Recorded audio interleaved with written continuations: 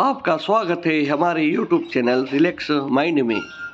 श्रीमद् भागवत गीता में श्री कृष्णा जी ने कहा है, जिस किसी मनुष्य ने श्रीमद् भागवत गीता का पाठ कर लिया है उसका जीवन धन्य हो गया। जय श्री कृष्ण। राधे राधे मित्रों, आपका हमारे चैनल पर एक बार फिर से स्वागत है, जहां आप सुन रहे हैं श्रीमद् भगवत गीता की एक शानदार श्रृंखला जिसका नाम है भगवत गीता की सीख। मित्रों, आज के वीडियो में हम जानेंगे कि श्रीमद् भगवत गीता के 9 अध्याय से क्या सीखा जा सकता है, और वह भी बहुत ही सरल शब्द में। मित्रों, किसी ने क्या खूब कहा है, बड़ा खूबसूरत रिश्ता है मेरा और मेरे प्रभु का, मैं ज्यादा मांगता नहीं और वह कम देते नहीं। मित्रों, श्रीमद् भगवत गीता के 8वें अध्याय में हमने जाना कि ब्रह्मा क्या है, आध्यात्म क्या है, सच्चा कर्म क्या है और किस समय में मृत्यु होने पर पुनर्जन्म नहीं होता है। मित्रों, अब 9वें अध्याय में भगवान श्री कृष्ण राज विद्या के बारे में बताएंगे। मित्रों, राज विद्या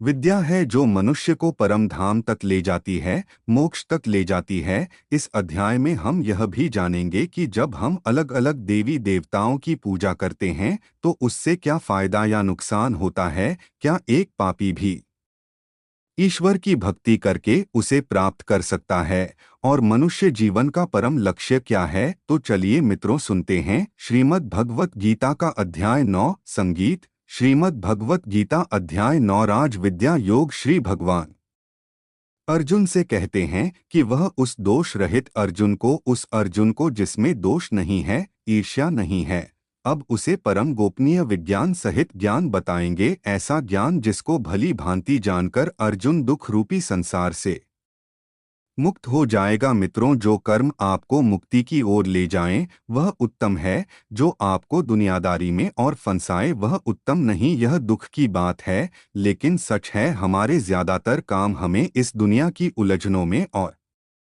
फंसाते हैं। इसलिए भगवान अब वह ज्ञान बताएंगे जिन्हें जानकर इस दुख रूपी संसार से मुक्ति पाया जा सके। श्री कृष्ण अर्जुन को वह ज्ञान देने वाले हैं जो विज्ञान सहित है और जो उसको इस दुखी संसार से मुक्त कर देगा। यह विज्ञान सहित ज्ञान यह सभी विद्याओं का राजा है, इससे बड़ी कोई विद्या नहीं है। मित्रों, यह विद्या सभी गोपनीय से भी अति गोपनीय है। यह विद्या परम पवित्र परम श्रेष्ठ है। यह विद्या अविनाशी परमात्मा का प्रत्यक्ष अनुभव कराने वाला है। श्री भगवान कहते हैं, हे अर्जुन, जिन मनुष्यों का धर्म में श्रद्धा नहीं है वो मनुष्य मुझे कभी प्राप्त नहीं होते हैं। वैसा मनुष्य जन्म मृत्यु रूपी मार्ग से इस संसार में आते जाते रहते हैं। मित्रों, जिन मनुष्यों में धर्म के प्रति कर्म के प्रति श्रद्धा नहीं है वह कृष्ण को कभी प्राप्त नहीं होते हैं, बस इस जन्म मृत्यु रूपी संसार का चक्कर काटते रहते हैं। हे पार्थ, मेरे कारण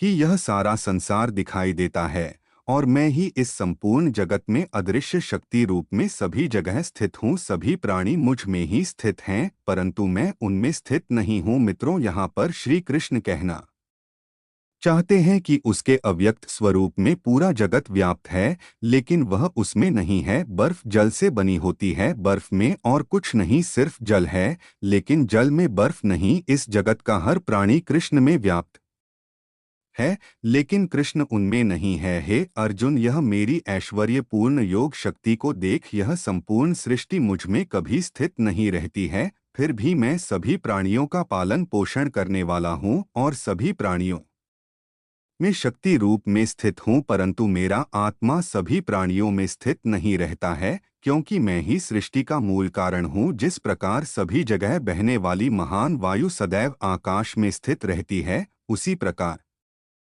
सभी प्राणी मुझ में स्थित रहते हैं। मित्रों, श्री कृष्ण यहाँ कहना चाहते हैं कि जिस प्रकार वायु आकाश से उत्पन्न होने के बाद भी आकाश को मलिन नहीं कर पाती है, ठीक उसी प्रकार सारे प्राणी कृष्ण में व्याप्त होने के बाद भी कृष्ण को मलिन नहीं कर पाते हैं। हम सब श्री कृष्ण से हैं, श्री कृष्ण हमसे नहीं है। हम सब श्री कृष्ण के संकल्प से ही पैदा हुए हैं, इसीलिए उन्हीं में स्थित हैं, लेकिन वे हम में नहीं हैं। यह योग का प्रभाव है। मित्रों, श्री कृष्ण की योग शक्ति का कमाल है। जैसे वायु बिना किसी सहारे के आकाश में स्थित है, वैसे ही हम सब भी श्री कृष्ण में स्थित हैं। हे कुंती पुत्र, कल्प के अंत में सभी प्राणी मेरी प्रकृति में प्रवेश करके विलीन हो जाते हैं और अगले कल्प के आरंभ में उनको मैं अपनी इच्छा शक्ति से फिर से उत्पन्न करता हूँ। उनकी रचना के बाद ही कल्प की शुरुआत होती है। मित्रों, भगवान श्री कृष्ण अचेत में जागृति भरते हैं और तभी दुनिया शुरू होती है और कल्प की समाप्ति पर जो जहां से आया था वहीं वापस लौट जाता है। मित्रों, जैसा कि श्री कृष्ण ने खुद कहा था कि अपने कर्मों से कोई बच नहीं सकता, ऐसा हो ही नहीं सकता कि कोई कर्म ही ना करें। उसी तरह से बार बार सृजन करना ही श्री कृष्ण का कर्म है। श्री कृष्ण बता रहे हैं, हे अर्जुन, 84 लाख योनियों में सभी प्राणी बार बार मेरी इच्छा शक्ति से विलीन और उत्पन्न होते रहते हैं। यह सभी पूर्ण रूप से खुद ही मेरी इच्छा शक्ति के अधीन होते हैं, अर्थात मेरी प्रकृति के अधीन होते हैं। हे धनंजय, यह सभी कर्म मुझे बांध नहीं पाते हैं, क्योंकि मैं उन कार्यों में बिना किसी फल की इच्छा से उदासीन भाव में स्थित रहता हूँ। मित्रों, भगवान भी निष्काम भाव से कर्म करते हैं, तभी तो श्री कृष्ण भी हमें ऐसा ही कर्म करने कहते हैं। हे कुंती पुत्र, मेरी अधीनता में मेरी अपरा शक्ति सभी चर तथा अचर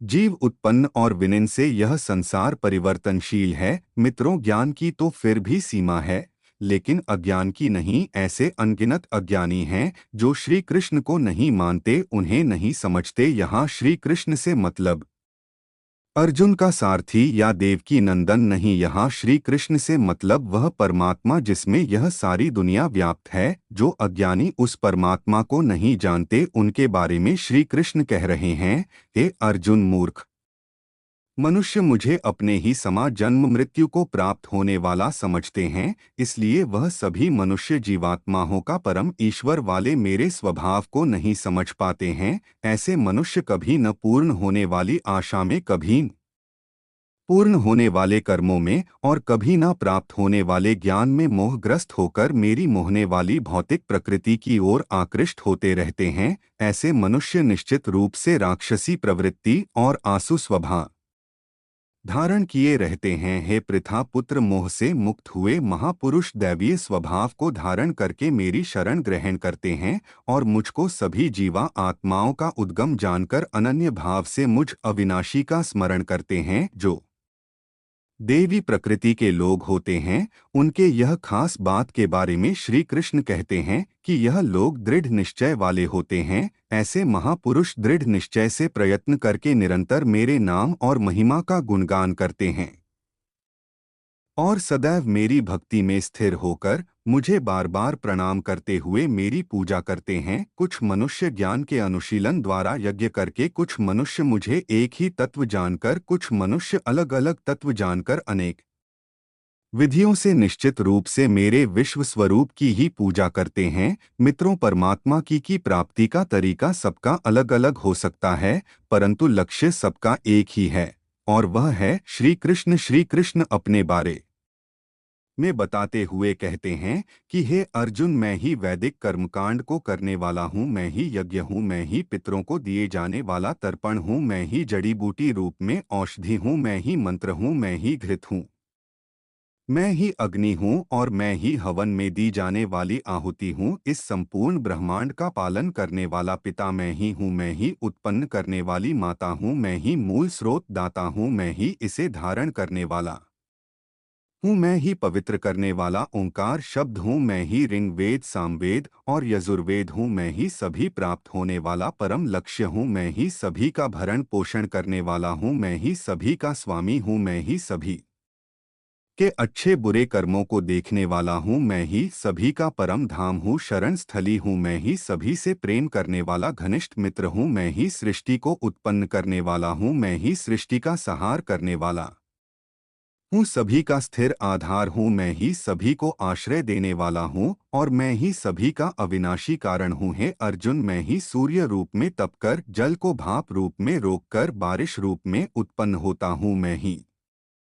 निश्चित रूप से अमर तत्व हूँ, मैं ही मृत तत्व हूँ, मैं ही सत्य रूप में तत्व हूँ और मैं ही असत्य रूप में पदार्थ हूँ। मित्रों, आदि अंत यह पूरा अनंत हर क्रिया का कारण श्री कृष्ण ही है, जो मनुष्य तीनों वेदों के अनुसार यज्ञों के द्वारा मेरी पूजा करके सभी पापों से पवित्र होकर स्वर्ग लोकों की प्राप्ति के लिए प्रार्थना करते हैं, वह मनुष्य अपने पुण्य के फल स्वरूप स्वर्ग लोक को प्राप्त होकर स्वर्ग में देवी देवताओं वाले सुखों को भोगते हैं। वह जीवात्मा उस विशाल स्वर्ग लोक के सुखों का भोग करके पुण्य फलों के समाप्त होने पर इस मृत्यु लोक में फिर से जन्म को प्राप्त होते हैं। इस प्रकार तीनों वेदों के सिद्धांतों का पालन करके सांसारिक सुख की कामना वाले मनुष्य बार बार जन्म और मृत्यु को प्राप्त होते रहते हैं। जो मनुष्य एकमात्र मुझे लक्ष्य मानकर अनन्य भाव से मेरा ही स्मरण करते हुए कर्तव्य कर्म द्वारा पूजा करते हैं,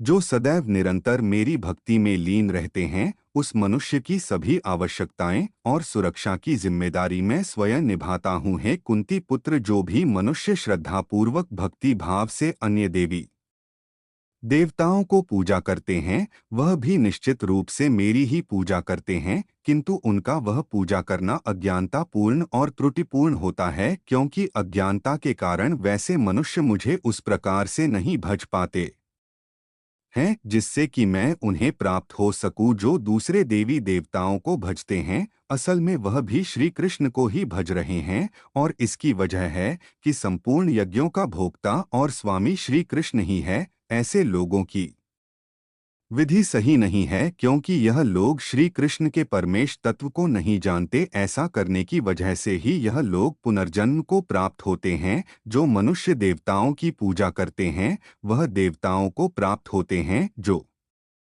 अपने पूर्वजों की पूजा करते हैं, वह पूर्वजों को प्राप्त होते हैं। जो भूतों की पूजा करते हैं, वह उन भूतों के कुल को प्राप्त होते हैं। परंतु जो मनुष्य मेरी पूजा करते हैं, वह मुझे ही प्राप्त होते हैं। श्री कृष्ण अर्जुन से कहते हैं कि हे अर्जुन, इसीलिए मेरे भक्तों का पुनर्जन्म नहीं होता। मित्रों, यह बहुत बड़ी बात है कि श्री कृष्ण को भजने वालों का पुनर्जन्म नहीं होता, यानी वह आवागमन के चक्कर से बच जाते हैं। उनका पतन नहीं होता, वह कभी गिरते नहीं, क्योंकि उन्हें गिरने से बचाने के लिए स्वयं श्री कृष्ण जो उपस्थित है। श्री कृष्ण कहते हैं कि जो कोई भक्त मेरे लिए प्रेम से पत्र फूल फल जल आदि निष्काम भक्ति भाव से अर्पित करता है, उस शुद्ध निष्काम प्रेमी भक्त का निष्काम भक्ति भाव से अर्पित किया हुआ वह पत्र पुष्पादमय सद्गुण से प्रकट होकर प्रेम पूर्वक खाता हूँ। इसलिए हे कुंती पुत्र, तू जो भी कर्म करता है, जो भी खाता है, जो भी हवन करता है, जो भी दान देता है और जो भी तपस्या करता है, उस सभी को तू मुझे ही अर्पित कर। इस प्रकार से कर्म करते हुए हे अर्जुन, तू समस्त अच्छे और बुरे कर्मों के फलों के बंधन से मुक्त हो जाएगा और मन से सभी सांसारिक कर्मों को त्याग कर मन को परमात्मा में स्थिर करके अंत समय में तू मुझे ही प्राप्त होगा। मैं सभी प्राणियों में समान रूप से स्थित हूँ, सृष्टि में न किसी से द्वेष रखता हूँ और न ही कोई मेरा प्रिय है। परंतु जो मनुष्य शुद्ध भक्ति भाव से मेरा स्मरण करता है, तब वह मुझ में स्थित रहता है और मैं भी निश्चित रूप से उसमें ही स्थित रहता हूँ। श्री कृष्ण कहते हैं कि यदि कोई अत्यंत दुराचारी मनुष्य भी अनन्य भाव से मेरा निरंतर स्मरण करता है, तो वह निश्चित रूप से साधु ही समझने के योग्य है, क्योंकि उसने भली भांति निश्चय कर लिया है कि परमेश्वर की भक्ति के समान अन्य कुछ भी नहीं है। वैसा मनुष्य संपूर्ण रूप से मेरी भक्ति में ही स्थित रहता है। हे अर्जुन, वह शीघ्र ही मन से शुद्ध होकर धर्म का आचरण करता हुआ चिरस्थायी परम शांति को प्राप्त होता है। इसलिए हे अर्जुन, तू निश्चिंत होकर घोषित कर दे कि मेरा भक्त कभी नष्ट नहीं होता है। हे प्रथा पुत्र, स्त्री वैश्य शूद्र भूत पिचास कोई भी हो, वह भी मेरी शरण ग्रहण करके मेरे परम धाम को ही प्राप्त होते हैं। मित्रों, जो श्री कृष्ण की शरण में आ गया, फिर उसकी जिम्मेदारी श्री कृष्ण अपने ऊपर ले लेते हैं। चाहे वह कोई भी हो, इंसान या की शरण में आ गया, फिर उसकी जिम्मेदारी श्री कृष्ण अपने ऊपर ले लेते हैं। चाहे वह कोई भी हो, इंसान या भगवान, तो फिर पुण्यात्मा ब्राह्मणों, भक्तों और राजर्षि क्षत्रियों का तो कहना ही क्या है। इसलिए हे अर्जुन, तू क्षण में नष्ट होने वाले दुख से भरे हुए इस जीवन में निरंतर मेरा ही स्मरण कर। हे अर्जुन, तू मुझ में ही मन को स्थिर कर, मेरा ही भक्त बन, मेरी ही पूजा कर और मुझे ही प्रणाम कर। इस प्रकार अपने मन को मुझ परमात्मा में पूर्ण रूप से स्थिर करके मेरी शरण होकर तू निश्चित रूप से मुझे ही प्राप्त होगा। इस प्रकार उपनिषद, ब्रह्मा विद्या तथा योग शास्त्र रूप श्रीमद् भगवत गीता के श्री कृष्ण अर्जुन संवाद में राज विद्या योग नाम का 9वां अध्याय संपूर्ण हुआ। मित्रों, अगर आपको हमारा यह वीडियो पसंद आया तो चैनल को सब्सक्राइब करें और कमेंट में जय श्री राधे लिखना ना भूलें। धन्यवाद।